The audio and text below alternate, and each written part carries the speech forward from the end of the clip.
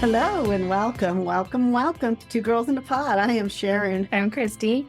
Hope all of you are doing well, wonderful, fantastic, all that other fun stuff. The sun's shining. And the sun is shining, thank God. I don't know, it's weird. I've been talking to a lot of people this week and a lot of my clients and not realizing just how hard this winter has been, not because of our cold or we've had snow, but it's we've had so much cloud coverage. Yeah, and it makes the spring fever even worse. Well, I think, you realize we're not used to that here in Colorado. We usually have so many sunny days and man, what happened? I was thinking, I want to look up the statistics on that. It used to be said that it was like 300 and some days of sunshine in Colorado. And I feel like for the last 2 years, we have had more than our fair share of cloudy days.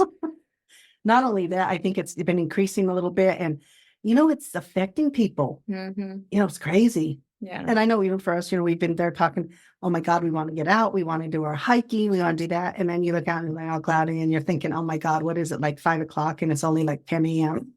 Yeah. Yeah. And it's really, the spring here is really wet a lot of times. So then it even makes trail all muddy and yeah. Oh, but I think that's a really great segue. One of the things we want to talk about today is movement. Why is moving so important to us as human beings? And, I thought it was very fascinating. I took a training and don't ask me a whole lot of the rest of the training, but what really stuck out is when he said, as human beings, we are made to move. Yeah. Our movement is so important to us, whatever movement it is.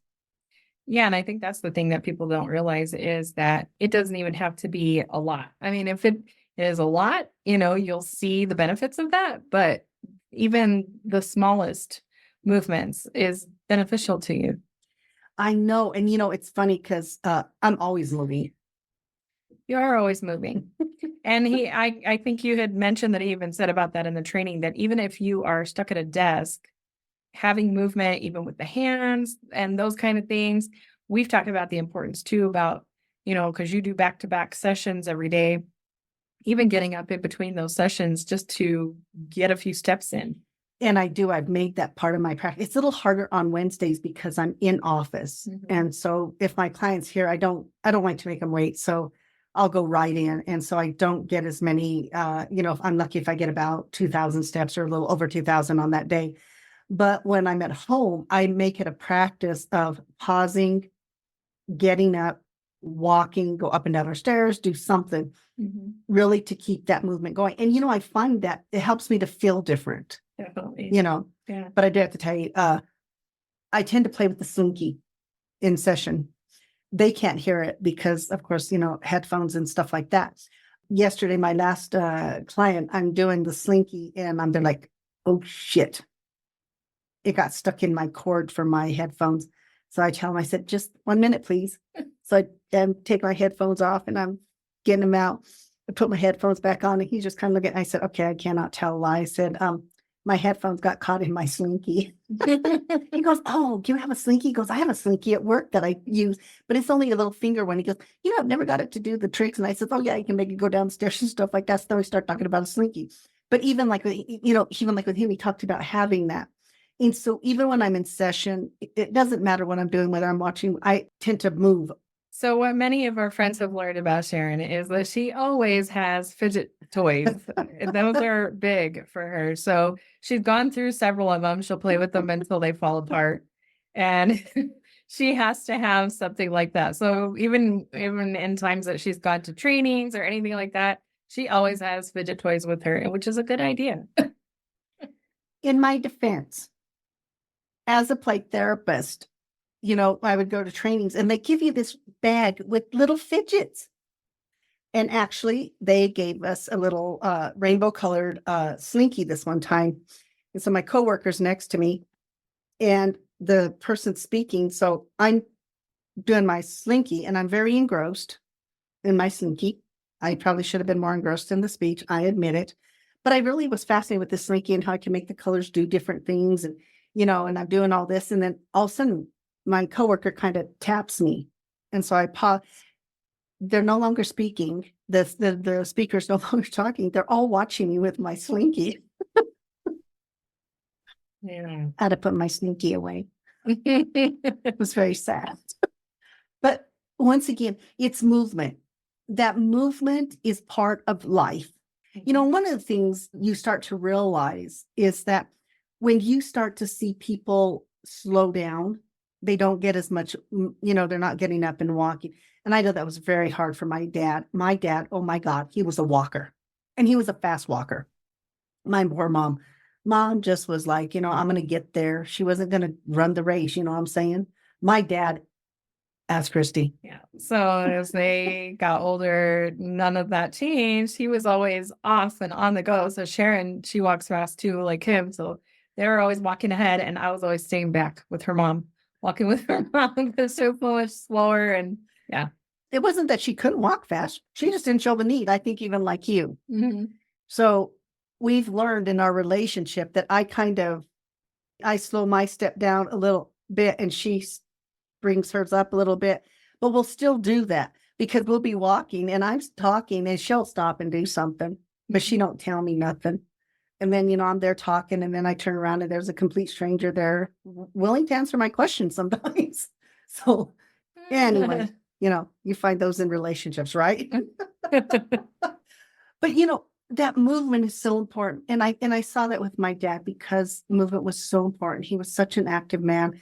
He loved being out in the fields and just tinkering and doing those kind of things. And then, when he started to slow down, you would see that because when we slow down the movement of our body, I think it slows down the movement in our brain. I really do think there's this correlation between the two. Well, I think it has a huge impact on the mental because, you're used to being able to move, or whatever you normally do. And all of a sudden, if you're not able to, that really, it affects you. So I think that We saw that with your mom. yeah, I mean, my mom, she was pretty much bedridden for, I don't know, the last couple, last year, because they would get her up and use her power chair prior to that, or wheelchair. And then it got to where that she couldn't. And so I know that really had an impact on her. And even with that, we tried to encourage her to keep moving your legs, keep, doing the little things that you can do. I know a lot of times in some of the facilities, nursing homes, things like that, there are a lot of people that can't be mobile in that way and move their legs in that, but they'll do chair exercises and stuff like that. And I know they did some of that with my mom. Well, and I think the other thing with your mom too is she loved to draw. So she was still using her hands as long as she could and stuff like that. And once again, whether it's fidgets or it's movement of any kind, just having that movement, and I know even for us, and I think that creates some of that antsy feeling too, with people when they're waiting for winter to end so they can get back outside. And we'll get back outside. What are they doing? They're moving. Mm-hmm. And you start seeing a change in mood and everything. And I think a lot of that happens even on the backside. We don't even realize that it's having an impact in that way. A lot of times, I think people hunker down and kind of hibernate through the winter or whatever. And maybe you're watching a lot of TV or something. I don't know. But you get caught up in doing those things and you don't realize sometimes that you have this underlying sort of agitation, I think, that starts to happen. And I think it comes from that lack of movement. I agree. Because I even know on days where we'll sit down, we'll say, let's take the day off. We're just staying in our jammies or something, But then I find that we're not, your energy, it's like your energy level just goes down. Mm-hmm. But when we get up and we do a little bit, it doesn't even have to, even if it's a day we're taking off now, we just don't do it that way. Because we sat there and said, wait a minute, this ain't working, man. Mm-hmm. We're not, our energy's down. We're not as animated or whatever that is, that you notice about yourself. But we noticed that about each other. Mm-hmm. It was like, this is not working. It didn't feel as good as I thought it was going to. Yeah, because you think about it being, just a time to relax or that, which relaxation is great, but you still need that movement. It's important to your mental. And, I find that, one of the things we do is we eat a breakfast every day because that's part of our whole health thing and that. So for me, that requires me to have movement. Yeah. I do the breakfast, she does the coffee. Those two roles do not reverse. No. I haven't made coffee in so long, I just don't know if I could do it. And you sure don't want me to make breakfast. That is such a true statement, y'all. Because you talk about making somebody gets angry. Yeah, I don't like to cook. I mean, look at that face. It's so hard to believe, right? Right.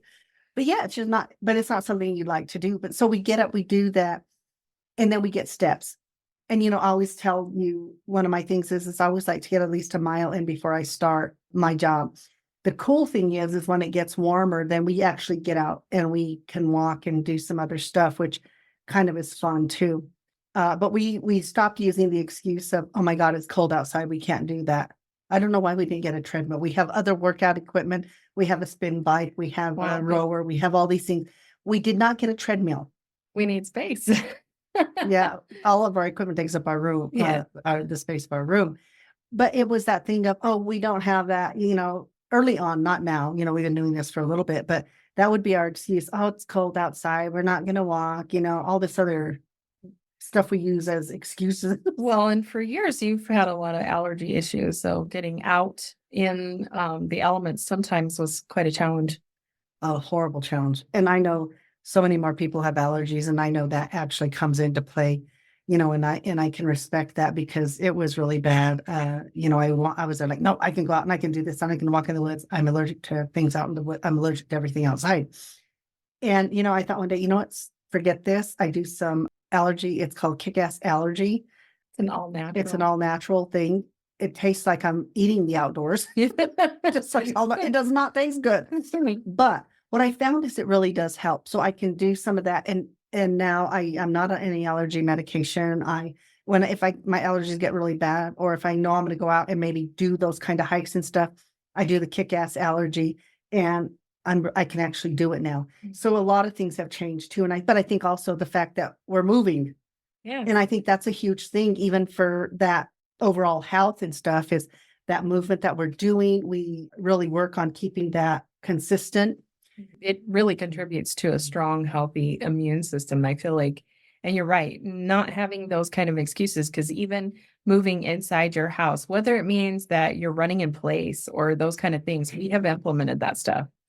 Well, and I think the thing is like I said, I think before, and people will say that, well, I don't have the exercise equipment, or, I mean, come on, we make up all kinds of excuses. Mm-hmm. And, at the end of the day, that's what it is. It's that lack of commitment to what we're doing. And it doesn't matter what it is. And we're all guilty of it at some point in our lives.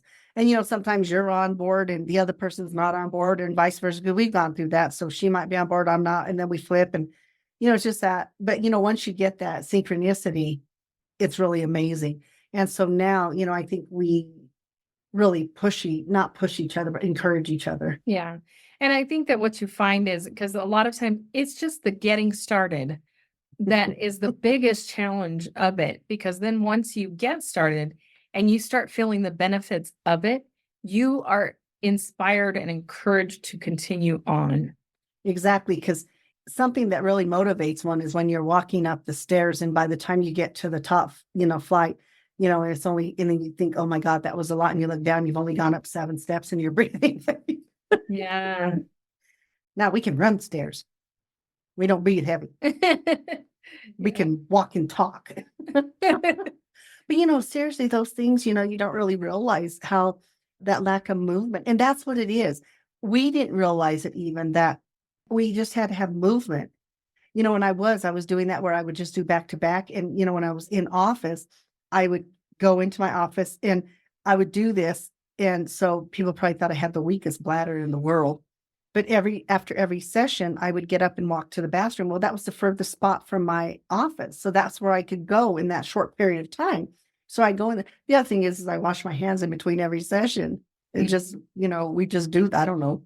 Another therapist talked about that too. But it's that movement, but that was all I was getting. Yeah. Because I was starting like at 9 o'clock and I was finishing like at 6. So by the time we would get home, I'm there like, I don't want to friggin' walk. Well, there's so many health benefits to that piece of it too. Like you say, sitting in front of a computer all day, we've heard that but actually getting up and getting away, walking away from the computer, getting your eyes off a screen for a little bit, even if it's only for a few minutes, if you do that every, little bit, I think it really does help you. Absolutely. And I think that going to, when I went to complete telehealth, that was something, that at first I didn't do that right away. And now I was like, it feels so much better when I'm moving. I think for me, what it does too is it's like a little mini reset. So I reset from one client to the next client, which is very helpful. But even like on the weekends, we've gotten to where that movement is so important to us. We keep it. And like I said, the bright idea of, oh no, let's have that down day. Oh God. And we had it and they're like, that was not what I thought it was going to be. Yeah. And I always sit there and say, well, let's just sit there. And, people, you got to binge watch his. We don't binge watch anything. I can't now. Yeah. I remember the day when I could. Yeah. But now, we might get maybe 2 or 3 episodes in and then it's like, oh, now what do you want to do? Yeah. Let's take a break from that and do something else. Yeah. And it's something to do with getting up and moving and, just the importance of it. And like I said, that when he said that in that training, it really made me just stop. And, he talked about what the importance of movement. He went in more to the science of it and stuff. And I was just there like, oh, wait a minute. We were born to move. Mm-hmm. And I thought about that from the time we come out of even in the womb. You're moving. Movement. The moment you can move, you're moving, man. Yeah. And that's what people have to realize. I think that, there's a lot of people out there that are dealing with different types of ailments and things like that. Absolutely. And maybe they don't feel like moving and that, but understanding that any movement that you have and what a gift that is to be able to do that, even if it's not, maybe if you're not able to move your legs or that, like I said about, the chair exercises that they did with, the arms and stuff, or whatever it is, like you sitting there playing with your fidget toy, there is movement. And because if you sit there and you're just still, those muscles start to atrophy, you get down on yourself because it becomes even harder when you do try to do it.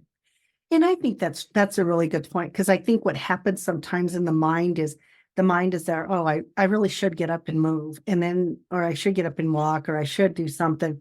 And then you don't do it. Then, that time period goes by and then you beat yourself up because, well, now I didn't go do it. And now I'm just a piece of crap. All sorts of stuff comes into play. Yeah. No wonder I breathe heavy when I walk 5 steps. It's my fault. We can't bend over to tie your shoe. Yeah. I need to pause halfway to catch my breath. No, exactly. I think those things are happening with people. But that movement is so vital. And once again, it doesn't matter what it is, what that movement is. And I get it, when you're in pain, you don't want to move. Mm-hmm. But the thing is that our pain also keeps us so focused on the pain. We're so focused on the pain. We forget, if my back is hurting, which is, I've had a little issue with that, and I thought, you know what? My back's hurting, my legs aren't. But it was hard because I'm thinking, I just hurt. It is. You have to kind of get into a very different mental space in order to realize that what's not hurting can be moved.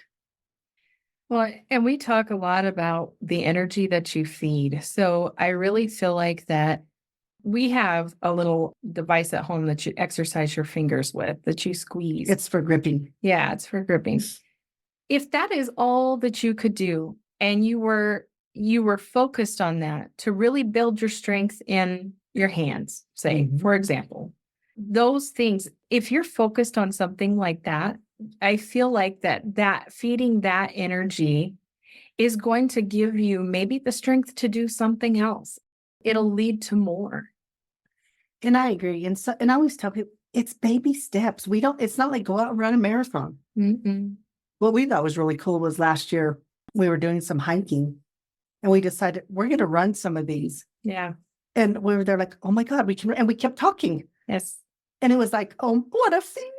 Yeah. We were like Rocky in that thing. I'm like, yeah. When you realize that you have built up that kind of conditioning to where that you could accomplish something like that, because I never realized that I could. And I enjoy running the trails so much. I love that. And I think it's really interesting because you grew up with really not a whole lot of movement. Mhm.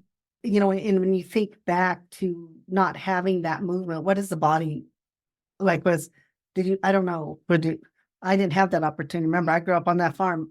Dad and mom didn't understand those words. Yeah, I feel like that I'm in such a different place than the way that I grew up and what I believed about myself, growing up. I feel like that I hid a lot of the time. I wasn't in shape and I didn't go out and I didn't do things like that. I wasn't, I didn't put myself out there in that way. So I feel like I am of such a different mindset and I feel so much better. Well, and I think that's the other thing, is we're even where we come from and all of those things, like I said, we're the complete opposite in that way. Everybody in my family moves. Yeah. She'd been around us. None of us are still people. Mhm. We're always doing something. But I think that's kind of what's cool, which is so different. And, because when we got together, and then we would start taking walks.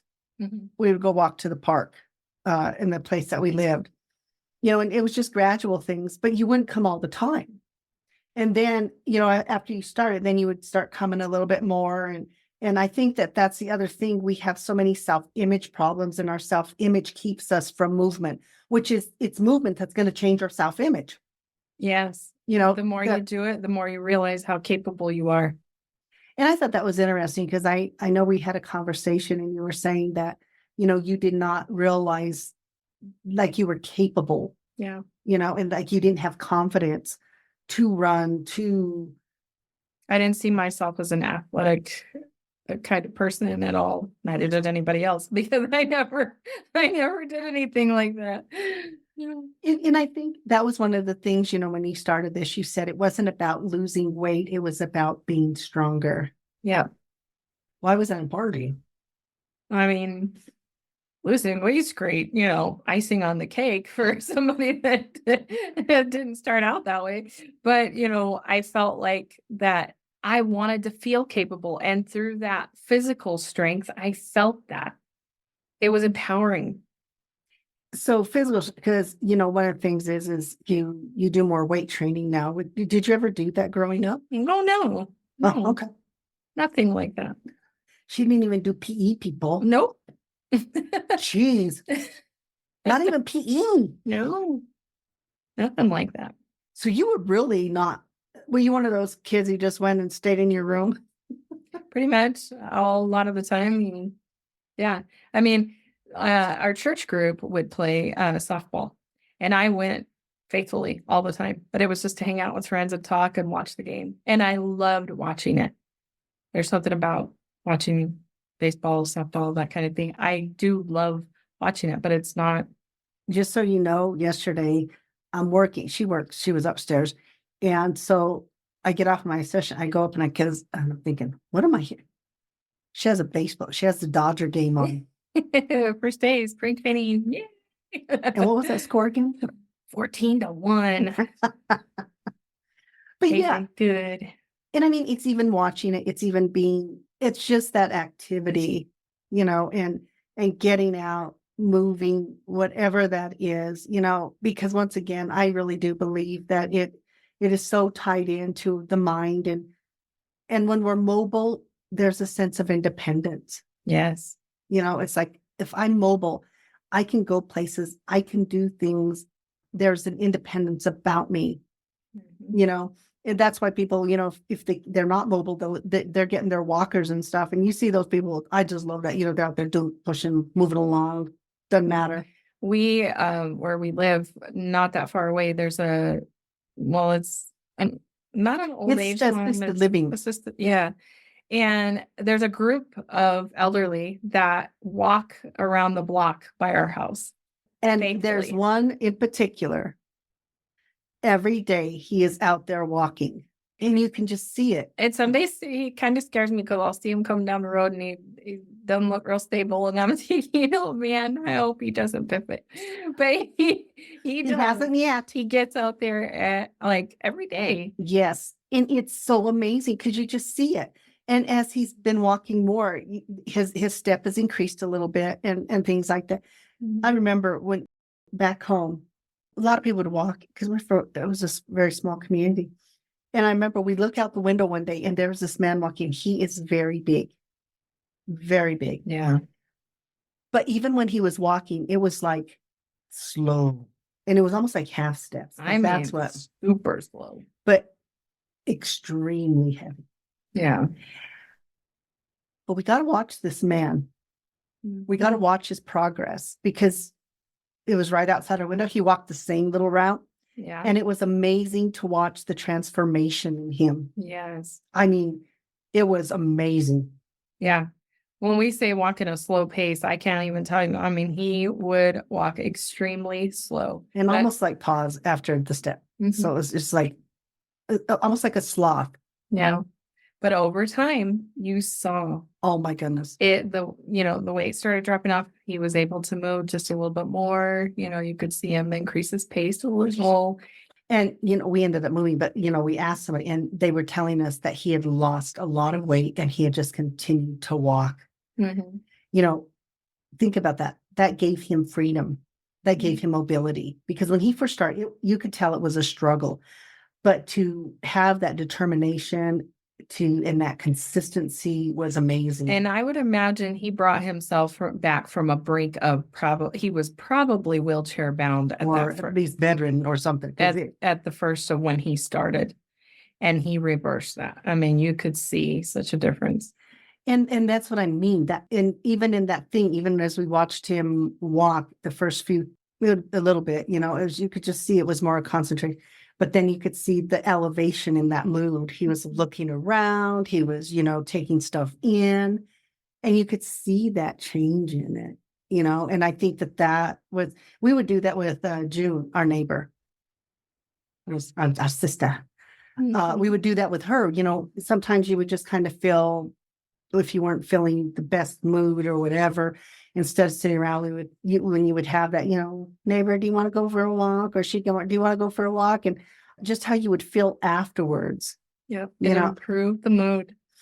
And I think movement, is good, not only for the body, but I mean, for the mood itself, to keep moving, to have that thing. And like I said, for me, even if it's something as simple as my slinky or I have magnets too, or I have several little toys at my desk. But I couldn't use the magnet because they were making too much noise, and I think it was annoying Christina. It's probably annoying the client. They don't hear because we have headphones on, so no. But and sometimes even in my sessions, when I had when I was doing play therapy, I had little fidgets and stuff, and my clients would be eyeballing them, and then I was like, "Do you want to play with the slinky or something? Can I?" And, so it was like that thing. But I think there's just something about it, about that movement, about that feel. And like I said, when it's walking and stuff like that, and, it's just interesting things like that. And, I think too, it can maybe be discouraging sometimes because if we're talking about movement where you're trying to develop something, I would keep telling her, Christy has amazing calves. For somebody who has no movement, and when I say this, I kid you not, she has very muscular, amazing freaking calves. And I'm thinking, where did those come from? Well, because I told you when I was a kid, I was one of those kids that walked on my tiptoes the whole time, all the time. I was always running around barefooted, and I always was walking on my tiptoes. So I would imagine that's probably how that happened. Well, those were some great tiptoe and walking days, because I'm telling you right now. And so I was like, oh my God, and here I am working my calves. And finally, I'm there like, oh my God, I just want, and she goes, you have muscle on your calves. And I'm there like, no, I don't. And maybe TMI. Anyway, I go to shave my legs. I'm like, oh my God, there's a muscle there. It happens over time, especially when you stay consistent. All we talk about, and I know you consistently do your, they call it calf raises, yeah, and so it's paying off. But they're good for circulation. That too. But no, it's one of those things. And once again, whatever the reason is that you're doing the movement, the thing is just keep doing the movement. That's really the most vital and important thing is move, move, move, move. Whatever you can. Believe it or not, reading a book, any of that, it's still movement. You turn pages, or I guess now with Kindles or that or tablets, you just flip the page, but you're moving, your eyes are moving, you're tracking, you're doing something. So movement can be very small things, and it doesn't have to be huge things, but movement, keeping the brain and the body moving, it's so vital to our life, extending out our life, I believe, and just being able to. And you feel it not just in your body, you just feel it in your mind. Or I do anyway. But I think other people, we've talked to other people and when they're out doing stuff, they have such a different energy about them. And, I just feel like if we could just get everybody up and moving. And, I like, when they have those, when you think historically, when the first ladies or whoever were doing get up and move, and all that stuff, get up and dancing. Dancing is a great way to get your movement in. It is. And in fact, we dance a little bit in our kitchen. Quite often. Yes, that's a fun place for us. And we actually found a sign that we have in our kitchen that says the kitchen is for dancing. Yeah.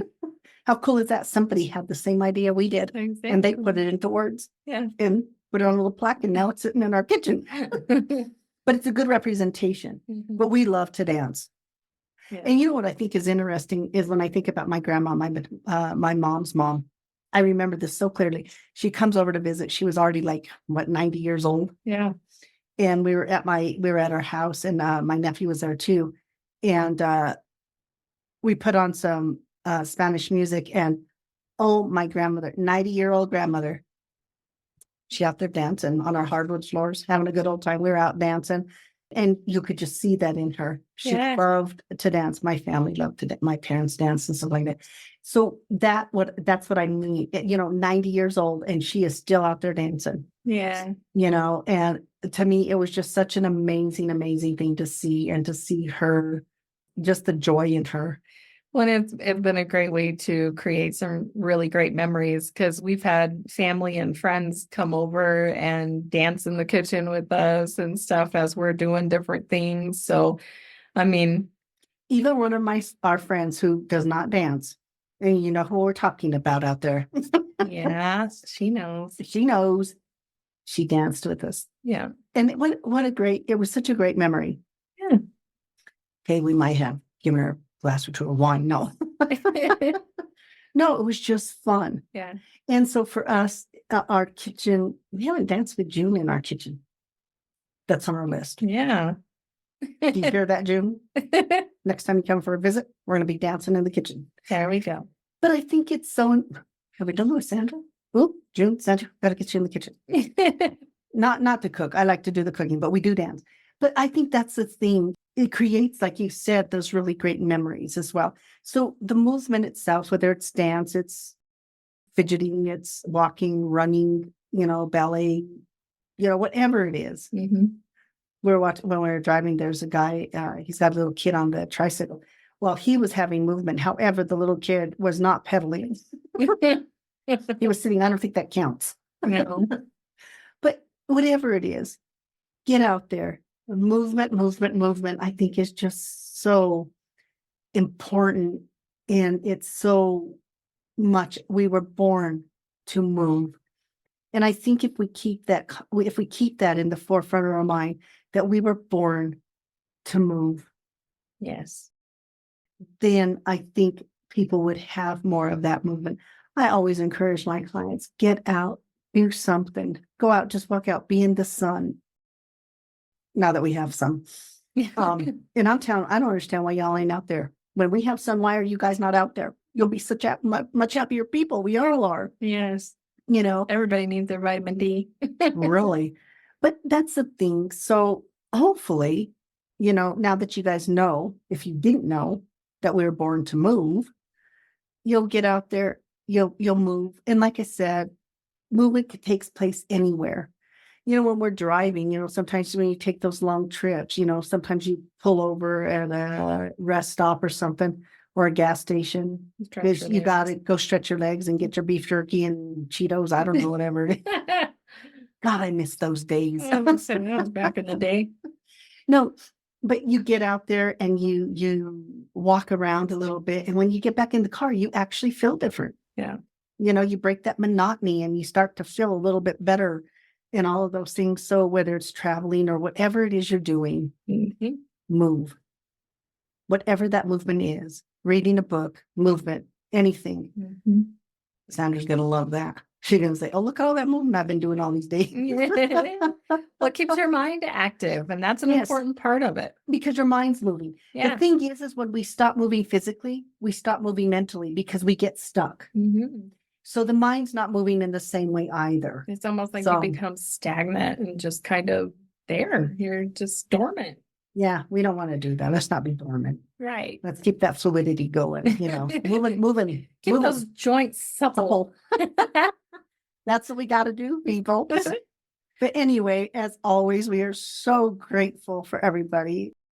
And we're grateful for all of our current listeners. And we're always grateful for all the new listeners we take on. Yes. We love what we do. We are available on wherever you get your podcasts, Two Girls. Spotify, wherever you get it. And Two Girls on a Pod, Life's Journey is the name. So you can find us also on Facebook, Instagram, and if you would like, catch Adventures of Two Girls in a Pod on YouTube. Life's Journey. Yes.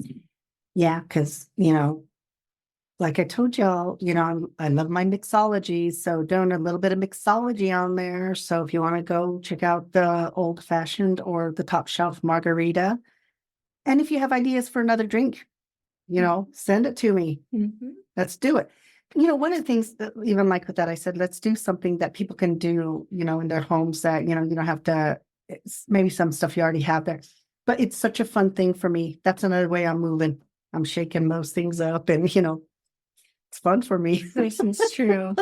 And I like that you do, some simplified kind of drinks and that too, because I know that there are a lot of designer ones out there with a lot of different ingredients and things like that, which is cool. Because I'm going to do some of them fancy schmancy drinks too. But yeah, I mean, it's nice just to have like some simplified recipes for some of those things too. Like, comment, follow, subscribe. Oh my gosh, there's so many things we have to remember these days. I'm telling you. But anyway, once again, we appreciate you and we will be back next week. So thank you so much. And anything else you got to add? No. You sure? Nope. Okay, just checking. Thanks. Bye.